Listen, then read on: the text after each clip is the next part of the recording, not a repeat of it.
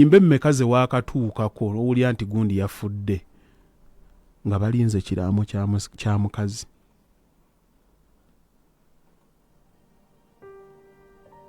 Nkusaba osiriikirire bw'oti ogambe nti nzijukira ewa mukyala Nakirijja bwe yafa ku ssaawa 5 ez'ekiro ne baleeta ekiraamo kye ne bayita ab'omu nnyumba ne bayingira ne bakisoma.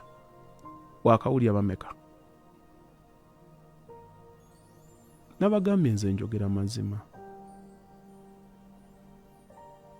Lwakuba temwagala olumuggawuliriza bameka? Mwakabiwulya bameka? Naye by'abasajja bimeka bye muwulidde nga babisoma?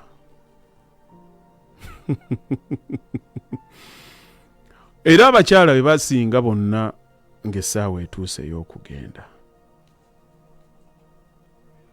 Ebiraamo ebyabwe bitera kubeera bya mu baana. Nze nawe tuwogere amazima. Diro waakawulira nti gundi Nakirijja bwe yafudde ebintu byonna Ssaalongo ne babimuwa.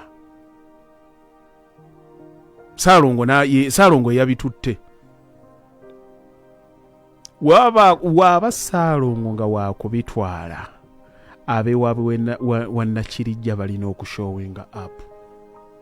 Ekyo nkikubuulya kkiriza obagaana we munaafunanga amazima gajja bayambanga obuteerumya mmeeme zaabwe. Famire y'omukazi yo tekkirizangako nti omukazi bw'afa omusajja alina okutwala ebintu.